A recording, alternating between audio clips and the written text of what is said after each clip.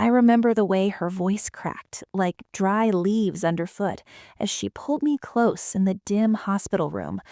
"I'm dying, child," my mother-in-law whispered, her hand cold and trembling on mine.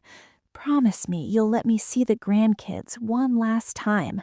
In that moment, with the beep of monitors echoing softly and the sterile scent of antiseptic hanging in the air, my heart twisted with pity and something deeper, a flicker of dread I couldn't yet name. My name is Clara, and before all this, our life in that modest brick house on Elm Street felt like a gentle rhythm, steady as the seasons. I'd been married to Thomas for 12 years, ever since we met at a church picnic, where he spilled lemonade on my sundress and laughed it off with that warm, boyish grin.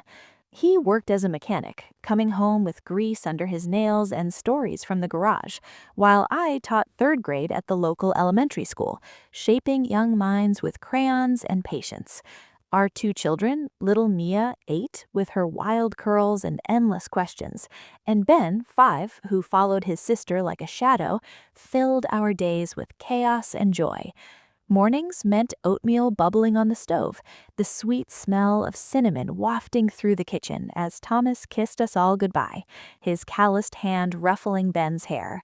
Evenings were for backyard barbecues or quiet story time on the couch, Mia's head on my lap, Ben clutching his stuffed bear, the lamp casting a golden glow over us all.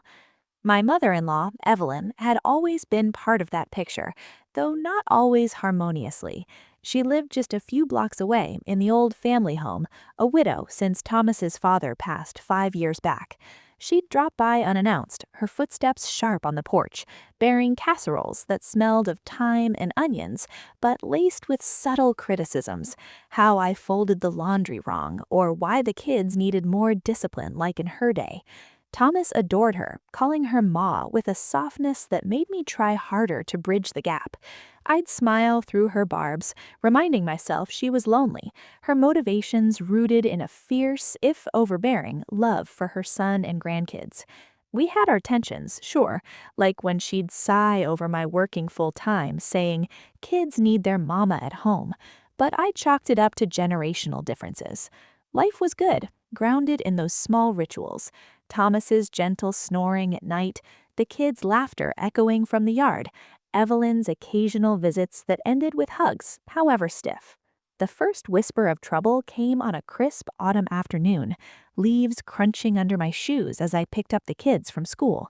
Evelyn called, her voice weaker than usual, asking if I could bring Mia and Ben over after dinner. "I'm not feeling quite right," she said, a cough punctuating her words. I obliged, packing up apple pie from the bakery, its warm spice filling the car. When we arrived, she was propped up in bed, her face pale against the pillows, a cup of tea steaming on the nightstand. The kids climbed onto the quilt, chattering about their day, while she stroked Mia's hair with a shaky hand. "You're my angels," she murmured. But as I tidied the room, I noticed things that niggled at me. Her medication cabinet stocked with vitamins, not prescriptions. A half-eaten sandwich on the dresser, hearty with roast beef, not the light fare of someone ailing. I pushed it aside. Maybe she was just tired, I told myself, ignoring the way her eyes lingered on the children a beat too long. Over the next weeks, the calls multiplied. Evelyn's spells came more often. Dizziness, she claimed, or chest pains that sent her to the doctor. Thomas worried, his brow furrowing as he paced the kitchen, the floorboards creaking under his weight. "Ma's not herself," he'd say, and we'd shuffle our plans, canceling a family outing to sit by her bedside reading stories while she closed her eyes dramatically. I sympathized, brewing her chamomile tea, its floral steam rising like a peace offering.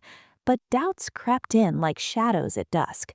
One evening, after tucking the kids in at her house so she could bond during a supposed bad night, I returned home early and spotted her silhouette through the window, up and about, vacuuming with vigor, the hum of the machine cutting through the quiet street.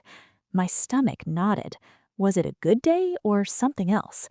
I didn't mention it to Thomas, not wanting to seem heartless, but sleep evaded me that night, the clock ticking relentlessly in the silence.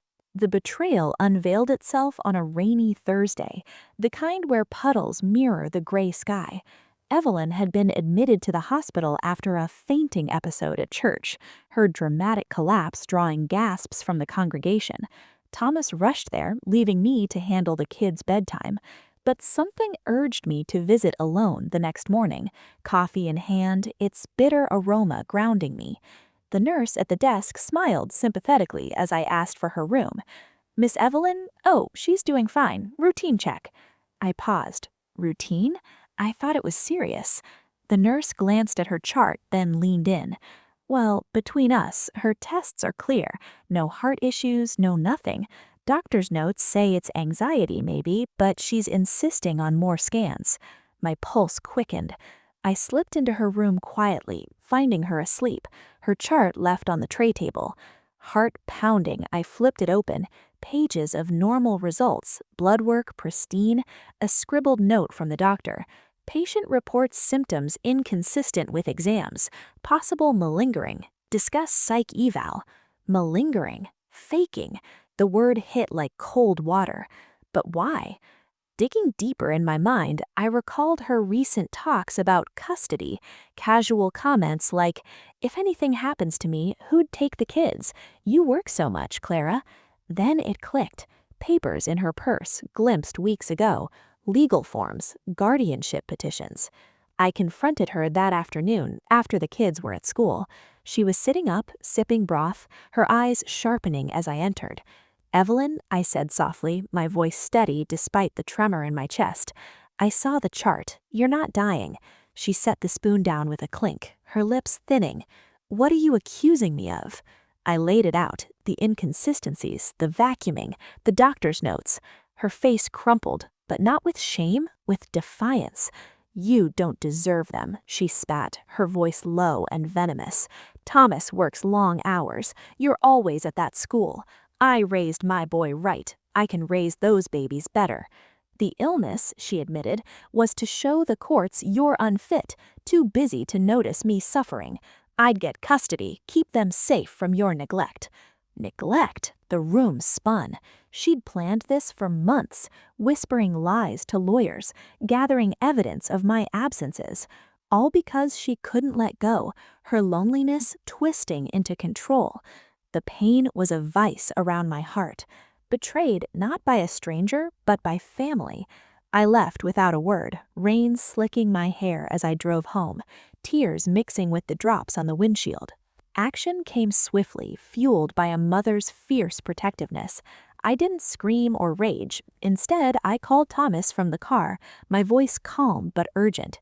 We need to talk about your mother. He met me at home, his face etched with confusion.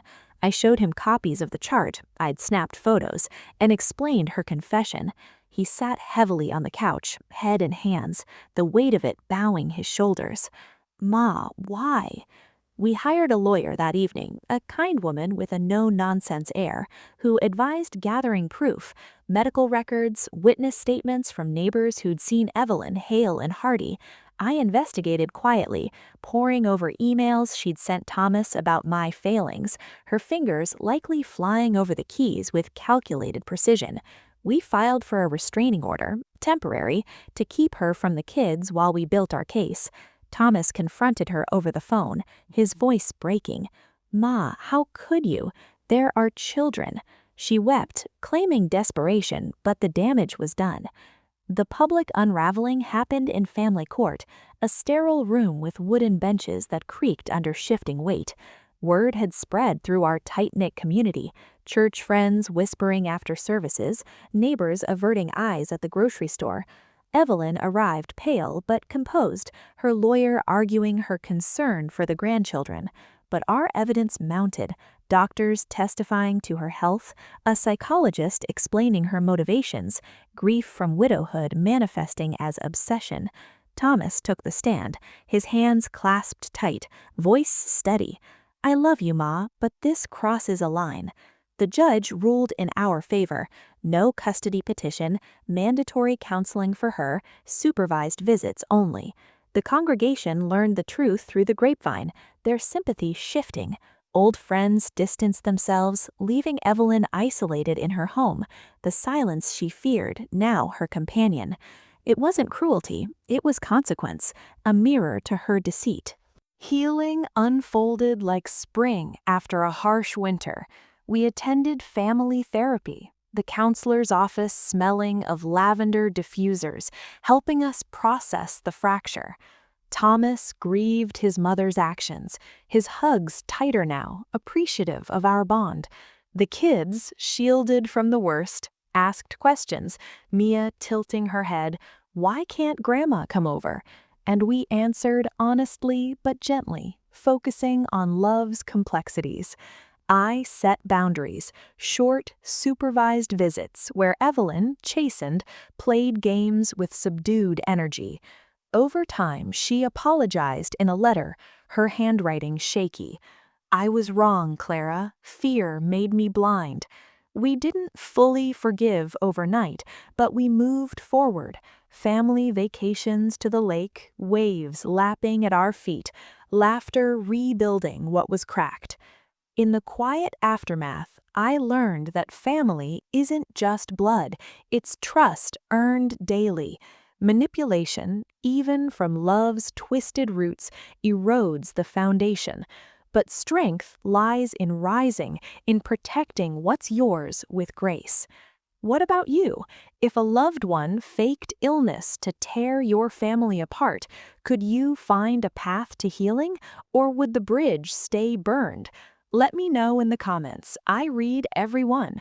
If this story moved you, subscribe for more heartfelt tales from Voices of Auntie May. Take care, dear ones.